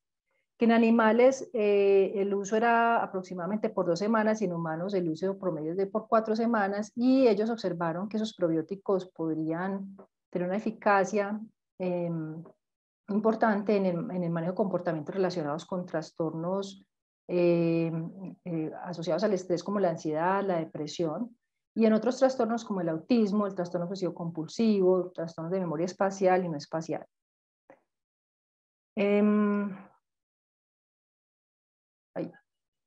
Hay un estudio en particular que a mí me llamó mucho la atención y que fueron los que me motivó a hacer la investigación que estoy realizando actualmente, y es este estudio donde ellos administraron una leche fermentada a mujeres sanas, y esa leche fermentada, pues como es fermentada, contiene bacterias, o sea, se considera un probiótico. Entonces ellos lo que hicieron fue que querían medir el efecto de esos probióticos en la activación de áreas del cerebro asociadas con procesos cognitivos y con procesos afectivos en respuesta a un estímulo visual. El estímulo visual eran unas imágenes de rostros que manifestaban distintos estados de ánimo. Entonces, a estas mujeres, que eran 36 mujeres entre 18 y 55 años, les dieron a un grupo yogur, a otro grupo una leche que no tenía bacterias. El yogur es el que tiene pues las bacterias, y a otro grupo no le dieron nada. Y las colocaron en un resonador magnético que nos permite ver el funcionamiento del cerebro. Entonces allí les colocaron, cuando estaban ahí adentro, unas imágenes de distintos estados emocionales, y miraron cómo se activaba el cerebro, porque cuando nosotros vemos los rostros, nuestro cerebro es ávido por los rostros, ahí encontramos mucha información. Nosotros estamos tan ávidos de encontrar rostros que vemos rostros hasta en una galleta, en una pared, en todas partes. Entonces, esos rostros nos dan mucha información y activan áreas relacionadas con las emociones en nuestro cerebro. Entonces, ellos encontraron que en las mujeres que consumían el producto fermentado, que tenía pues el probiótico, ellos tenían menor activación de áreas relacionadas con las emociones. O sea, es como si no respondieran con tanta emotividad a esos rostros de rabia o de miedo, como que tenían un mayor control de esas emociones. Otros estudios también que han mostrado pues como el efecto de estos probióticos y prebióticos en las enfermedades psiquiátricas, pues se agruparon en esta revisión sistemática, en metaanálisis, y ellos aquí encontraron que sí, pues en términos generales, sí había un efecto antidepresivo ansiolítico, pero era predominantemente para el uso de probióticos en depresión. Aquí ellos muestran el uso de prebióticos en depresión y prebióticos en ansiedad, y no hay como mucha evidencia a favor del uso de estos, y además hay pocos estudios, pero cuando miramos los de depresión, en particular, en esos estudios de depresión sí tenemos una mayor evidencia en el caso aquí están los probióticos en depresión. Los probióticos en depresión sí muestran una mayor evidencia a favor del uso, es decir, el uso de probióticos sí mejoró la depresión en muchos de estos estudios. Aquí están pues algunas de las especies que utilizaron. Los lactobacilos y las bifidobacterias son los que usualmente se encuentran en los probióticos. Otro tipo de intervención que se ha visto que mejora los trastornos psiquiátricos es el trasplante de materia fecal. Entonces, esto pues a veces me parece muy grotesco, pero estamos encapsulando microbiota y la podemos administrar en los individuos, se puede administrar como cápsulas o se puede administrar microbiota por una sonda nasogástrica, también se puede administrar por enemas o por colonoscopia. Y esto pues en esta revisión sistemática pues nos dicen que la administración de microbiota saludable de un individuo sano a un individuo con una patología psiquiátrica de estas mejoró la sintomatología. Aquí estamos hablando principalmente de depresión y ansiedad, mejoró los síntomas depresivos y ansiosos.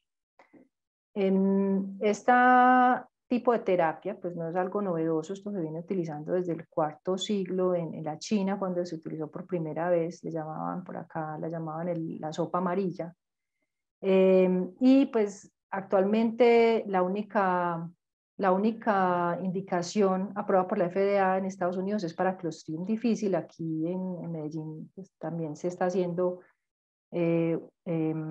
uso del trasplante de materia fecal para Clostridium difficile, pero hay otras aplicaciones que se han ido investigando. En el campo particular de las enfermedades neurológicas, tenemos aquí los estudios en ratones y aquí los estudios en humanos, pues observamos que hay reportes para distintas enfermedades. La que más se ha estudiado es el trastorno del espectro autista. Estos pacientes tienen muchas alteraciones gastrointestinales y en ellos se ha observado que el uso de trasplante de materia fecal disminuye la severidad de los síntomas, los deterioros sociales y los problemas de comportamiento.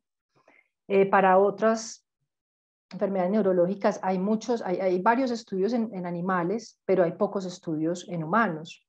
Entonces necesitamos pues como más evidencia para poder implementar este tipo de terapia en estas enfermedades del sistema nervioso. Como conclusiones, entonces, tenemos que una microbiota intestinal saludable es fundamental para el mantenimiento de una adecuada salud. Una microbiota no saludable se ha asociado a gran diversidad de enfermedades. Existen múltiples factores que modulan la microbiota intestinal.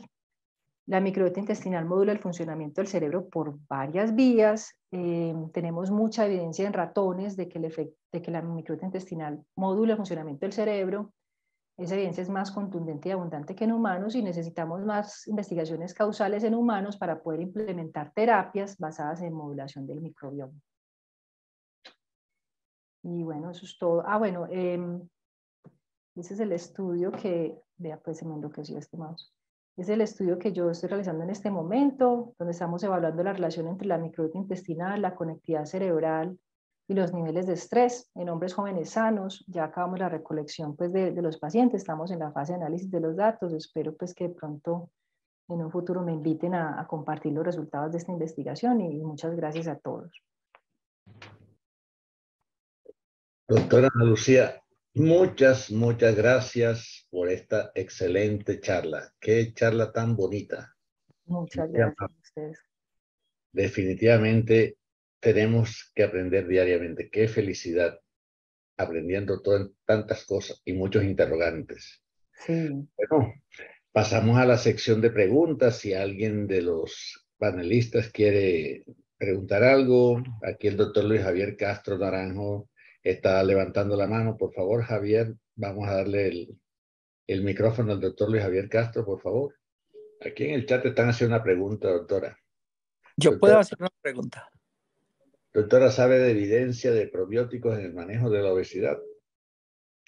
Pues en obesidad se han hecho muchos estudios en relación con la microbiota. Incluso esos fueron los estudios iniciales como más llamativos, porque se hacía trasplante de materia fecal de un ratoncito delgado hacia uno obeso, y el ratón obeso se adelgazaba.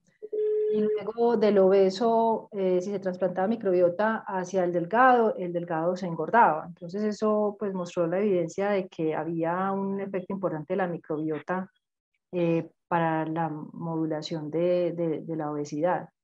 Pero particularmente en probióticos, pues sí hay como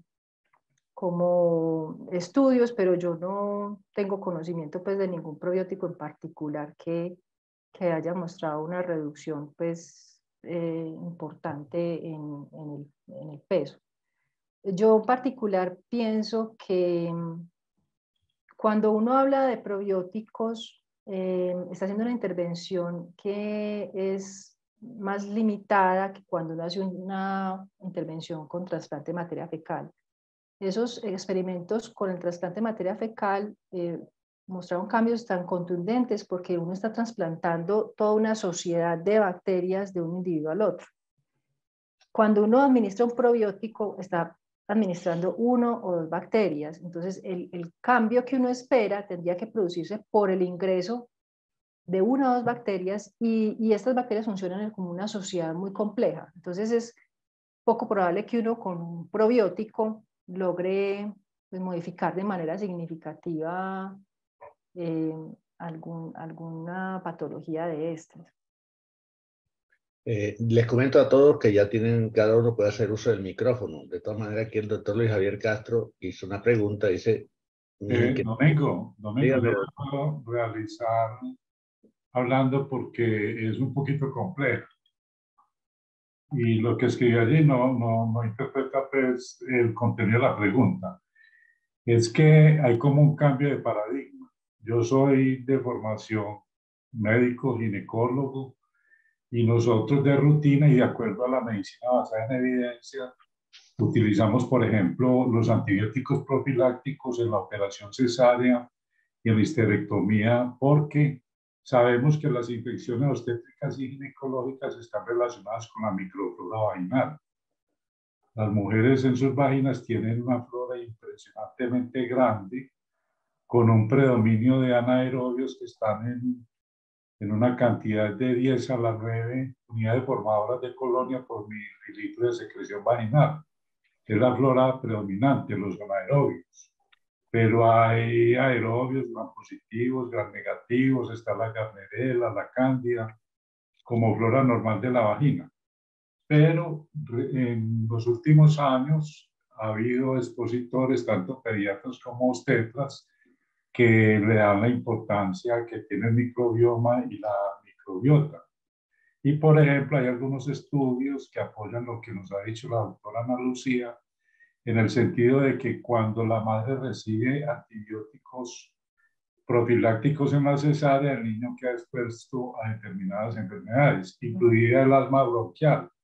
Y qué no decir la afectación que pueda tener su sistema inmunológico por no haber sido expuesto a la microbiota en el parto por vía vaginal, ¿cierto? Entonces, hay complicaciones que se pueden presentar en el niño por haber nacido por cesárea. O sea, estaríamos hablando de un factor de riesgo, la cesárea, para la salud del recién nacido. Sí. Hay una infección muy extraña en la vagina que es muy frecuente, que llamamos vaginosis bacteriana. Y en esa vaginosis bacteriana hemos asociado la Gardnerella vaginalis. Pero la sola Gardnerella no explica la infección ni el problema, porque el 70% de las mujeres tienen Gardnerella en su flora vaginal y solo unas pocas tienen la vaginosis bacteriana que ella produce. Y finalmente, pues para redondear mi participación, el papel que cumple el Helicobacter pylori en la génesis del cáncer gástrico, la úlcera gástrica y la úlcera duodenal. Entonces, estas enfermedades en los últimos años han sido tratadas con múltiples antibióticos, entre ellos el metronidazol, la amoxicilina y otros, y con aparentes buenos resultados en estas enfermedades que eran muy de tratamiento quirúrgico o de tratamiento con antiácidos y otros medicamentos. No sé, doctora, ¿qué me puede aportar al respecto? Gracias. Sí, pues doctor, mucho gusto escucharlo, hace rato no lo escuchaba. A ver, pues con respecto a lo del nacimiento por vía vaginal o por cesárea, sí hay muchos estudios que describen lo que usted dice, incluso algunos recomiendan que cuando se hace una cesárea es recomendable como untar al bebé de secreciones vaginales para ayudarle un poco a entrar en contacto con esas bacterias. Yo no sé si aquí ustedes lo hacen, incluso una pregunta que me gustaría que me respondiera, porque en varias conferencias en Estados Unidos yo he escuchado que hacen este procedimiento de embadurnarlos pues con secreciones como para ayudarles un poquito a asemejarse a ese paso que hay por el canal vaginal. Lo va a hacer lo mismo, pero como tratar de simularlo. Y con respecto al otro punto que usted mencionó primero la cesárea y luego, ¿qué fue lo otro? Lo del Helicobacter pylori. Interesantemente, pues uno de los medicamentos que se utiliza también para el tratamiento del Helicobacter pylori es el omeprazol. Y hay varios estudios de esos medicamentos que les mostré la interacción entre microbiota y medicamentos, donde se ha observado que el omeprazol tiene un efecto modificador de la microbiota intestinal muy importante. Entonces, no solamente tiene un efecto sobre el Helicobacter, sino que va a modificar también la microbiota del colon. Y eso pues ha surgido pues como una pregunta en el medio de si es adecuado administrarlo o no por ese efecto que tiene sobre la microbiota, ese efecto deleterio que tiene sobre la microbiota. Muy bien. En realidad, los niños nacidos por cesárea o por vía vaginal, lo que hacen las enfermeras, que son las primeras en atenderlos, es secarle esas secreciones, se las quitan con gasas. No he escuchado pues, que los embadurnen con secreciones vaginales en el medio. Cuando nacen por cesárea, pues como sí, para tratar de... No he escuchado eso que se haga en nuestro medio. Y el problema es que el 50% por lo menos de los partos, al menos en la ciudad de Medellín, son por cesárea. Y en la ciudad de Cartagena, que es la tierra del doctor Domingo, es mucho más alto el índice de cesáreas. Vea, qué información. Muy bien. Doctora Ana Lucía, aquí hay una pregunta que hace la señora Paula Vallejo y le pregunta que cómo se hace el trasplante de materia fecal, que si eso a manera de una cirugía. No, entonces, a ver, el trasplante de materia fecal, pues inicialmente lo que hay que tener son unos donadores, pues que pueden ser donadores universales o a veces se hace con allegados de la persona, o sea, la persona escoge quién es el que va a donar esa microbiota. Entonces se toma la materia fecal, esa materia fecal se homogeniza con una agua estéril y se filtra y se obtiene la microbiota, y esa microbiota se puede administrar ya sea en cápsulas, ellas se pueden meter en capsulitas y se pueden tomar por vía oral, se puede administrar en forma líquida por sonda nasogástrica o también se puede administrar por enemas, o sea, por vía rectal o por colonoscopia. Se puede instilar adentro como un baño de microbiota en ese tracto gastrointestinal. No hay que hacer ninguna cirugía. Muy bien. No sé yo otra pregunta, pero yo sí tengo una pregunta para usted, doctora. Siendo lo que usted nos ha comentado, la importancia de la microbiota, nosotros vemos que muchas veces las personas les mandan algunos tipos de antibióticos o le mandan algunos antiparasitarios y las personas tienen algún tipo de reacción, les da una diarrea inmensa directamente con el uso de algunos antibióticos antiparasitarios. Entonces mi pregunta es, ¿será conveniente que estas personas que tienen ese tipo de reacción o en general las personas que toman algún antibiótico, sería recomendable darle de pronto estos probióticos? Bueno, ahí hay un estudio muy importante que se publicó en Cell, es una revista muy importante en ciencia. Ellos hicieron estudios en animales y en humanos y ellos administraron antibióticos de amplio espectro con el objetivo de alterar en la mayor cantidad posible esa microbiota. Estos pacientes pues tenían diarrea y otros síntomas y ellos dividieron los pacientes en dos grupos, a unos a los que les dieron probióticos y a otros a los que no. Ellos observaron que los que no tomaban probióticos recuperaban la microbiota original más rápidamente que los que tomaban los probióticos. Es decir, que su proceso natural de recuperación era más rápido. O sea, los que tomaban probióticos también se recuperaban, pero más lento.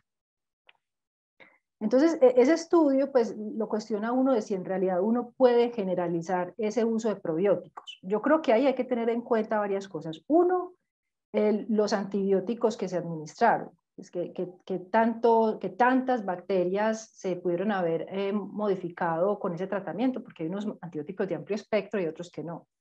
Otro, el estado de la microbiota de ese paciente previamente. Y otro es el probiótico que se va a administrar, que es donde yo les digo que hay muchas dudas. Entonces yo creo que, pues desde mi punto de vista, yo creo que en lo posible es esperar a que la microbiota se recupere, ayudándole con una buena alimentación, proporcionándole una dieta adecuada, con alimentos ricos en fibra, con alimentos que tengan, alimentos fermentados, pues que también ya traen bacterias, y ya pues si definitivamente no vemos como una recuperación, pues podríamos pensar en el uso de estos probióticos. Otro hallazgo muy interesante que observaron en ese estudio es que había unas especies bacterianas que desaparecían y nunca volvían a aparecer. Esa microbiota entonces ya queda carente de ciertas especies, y eso fue pues algo bien interesante que lo lleva a uno a cuestionarse sobre la prescripción de antibióticos, que uno debe estar muy seguro de que sí lo necesita, y también invitar a las personas a que no se automediquen y utilicen antibióticos para todo, porque están haciendo un cambio importante en la microbiota. Excelente, doctora. Aquí le mandan muchos saludos de la ciudad de Boston, en Estados Unidos, donde un distinguido médico de aquí en Medellín está siguiendo la conferencia y le dice que es extraordinaria haber mostrado esa relación mente, cerebro, cuerpo, intestino, toda esa parte. Que muy Muchas feliz. gracias a ustedes. La felicito, doctora. Yo le hago otra pregunta, doctora. ¿Qué opina usted del uso del yogur? Personas que les gusta tomar yogur diariamente. Pues a ver, el yogur es un alimento fermentado. Las bacterias que están ahí son lactobacilos y bifidobacterias, que son los que más se han estudiado y se ha mostrado que tiene efecto beneficioso. A mí me parece que es una buena recomendación. Lo que yo diría es que hay que tener en cuenta no solo que tienen bacterias, sino que hay que buscar yogur que sea bajo en grasa, que no tenga azúcar, ¿cierto? Porque estos yogur, hay muchos de ellos, tienen los probióticos, pero tienen alto contenido de azúcar. Y otro inconveniente, pues, otro aspecto que hay que tener en cuenta es que hay yogures diferentes en su composición de bacterias. El kefir, que es uno que yo mencioné, es un tipo de yogur que incluso sabe muy ácido porque tiene una gran cantidad de especies de lactobacilos. Esos son más ricos en bacterias. Los otros yogur que son más comerciales tienden a tener muy pocas cepas, incluso a veces tienen tan pocas cepas bacterianas que ni siquiera están deslactosados. O sea, nosotros sabemos que las bacterias son las que se consumen la lactosa de la leche y permiten la creación del yogur. Cuando uno le cae mal un yogur es porque no tiene suficientes, pues si uno le cae mal un yogur y uno tiene intolerancia a la lactosa es porque esas bacterias no están en suficiente cantidad como para degradar esa lactosa y ser realmente un yogur con un contenido probiótico importante. Entonces yo en general, pues yo personalmente lo recomiendo, lo uso, pero con esa condición de que se busquen yogures con buenos cantidad de especies bacterianas y con baja cantidad de azúcar. Muy bien. Yo quiero resaltar, doctora, una cosa que usted comentó, y eso es la actividad del nervio vago. Usted mencionaba como algunos alimentos, estos alimentos ricos que pueden aumentar los contenidos de triptófano, pueden modificar directamente la parte del nervio vago. Es bueno que la comunidad sepa que el nervio vago forma parte del sistema autónomo que trata de controlar la parte de todo el organismo en general. Y una de las cosas que más afecta es el sistema cardiovascular. De las personas, por ejemplo, que tienen una disminución de la actividad del nervio vago, aumentan la actividad de otro sistema, que es el sistema nervioso simpático, que aumenta la frecuencia cardíaca, puede promover infarto, aumenta la parte inflamatoria. Mientras que el sistema parasimpático, representado por el vago, es un sistema que se estimula con algunos alimentos, como lo acaba de decir aquí la doctora, como se estimula también modificando, manteniendo una flora directamente normal, esa parte de la microbiota intestinal normal, eso estabiliza la parte vagal y eso hace que la presión arterial tienda a bajar y mejora mucho el comportamiento de las personas, disminuye el estrés, la ansiedad y la depresión. Esa parte me encanta directamente resaltarla. Sí, doctor. Aquí tiene otra persona, tiene la mano levantada. ¿Qué efecto tendría la vaguectomía troncular que se hace en paciente operado por úlcera duodenal, la piloroplastia? Pues yo no he leído artículos específicamente de ese tema, pero pues en humanos yo lo que he leído es lo que les mostró la evidencia de los ratones, pero yo lo que esperaría es que, dado que el nervio vago es el mediador más importante de esa interacción entre microbiota y cerebro, esos pacientes podrían de pronto tener alguna alteración en el funcionamiento cerebral, puede haber, no sé, alguna enfermedad psiquiátrica o neurológica que podría asociarse a esa cirugía, pero pues en realidad no he leído pues de que se hayan descrito consecuencias neurológicas o psiquiátricas en estos pacientes. Yo esperaría que sí habría una función, porque, pues una alteración, porque este vago es muy importante en esa relación. Muy bien. Alguien, no aparece el nombre, pero dice que si, dice usuario de Zoom, si puede hacer una pregunta en forma oral, que tiene la mano levantada. Puede hacer uso del micrófono. Sí, doctora, muchas gracias. Juan Fernando Calle, neurólogo, lipidólogo.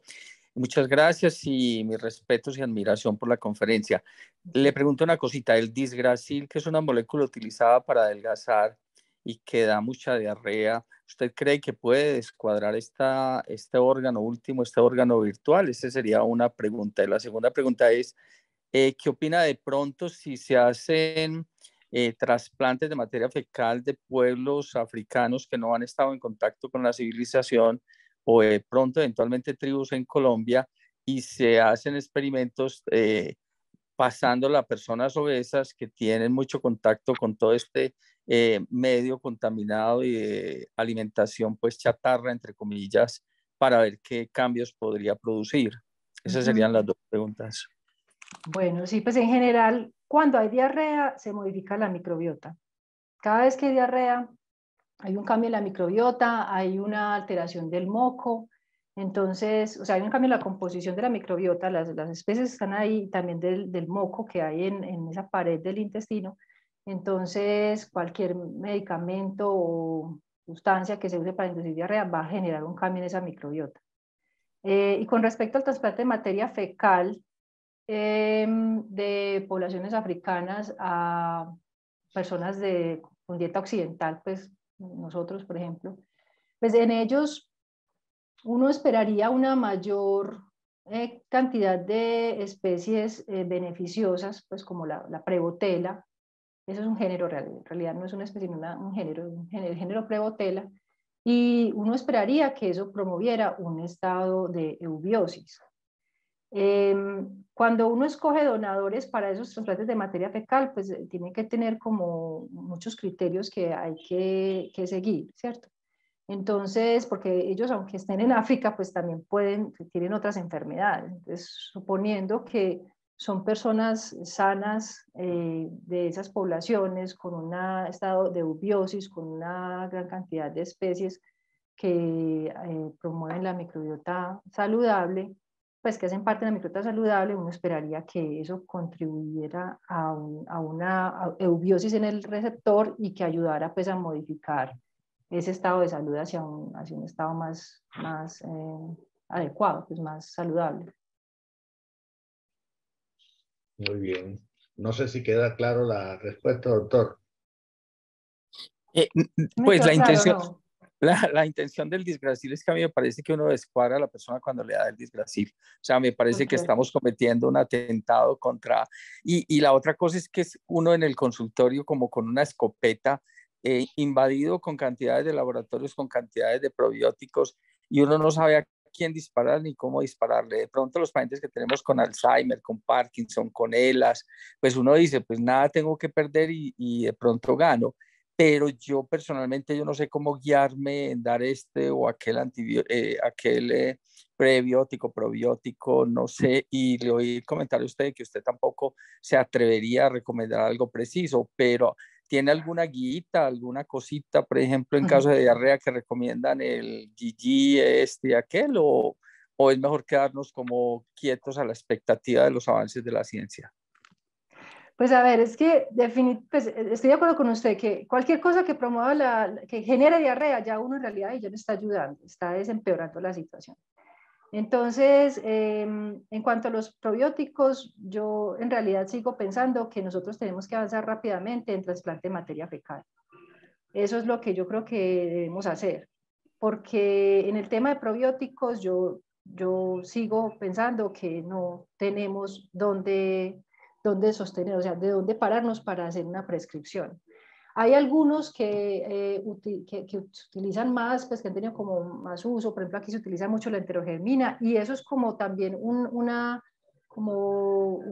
decisión así muy empírica de utilizarlo y de pronto le sirve, de pronto no. Entonces, que si no le sirvió luego le intento el otro. En realidad estamos con los ojos vendados. Yo no me atrevo pues a recomendar en realidad ningún probiótico. Yo prefiero, como le digo, por un lado, utilizar hábitos de vida saludable, que eso modula la microbiota de una manera adecuada, una dieta adecuada, y ya si hay que hacer una intervención, yo estoy más a favor del trasplante de materia fecal.